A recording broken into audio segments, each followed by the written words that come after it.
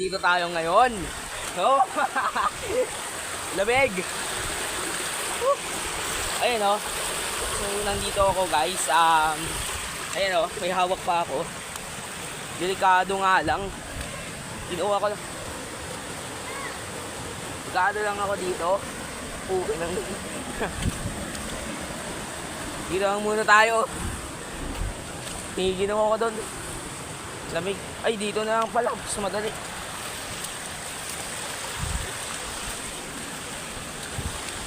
Mas madali lang pala dito eh.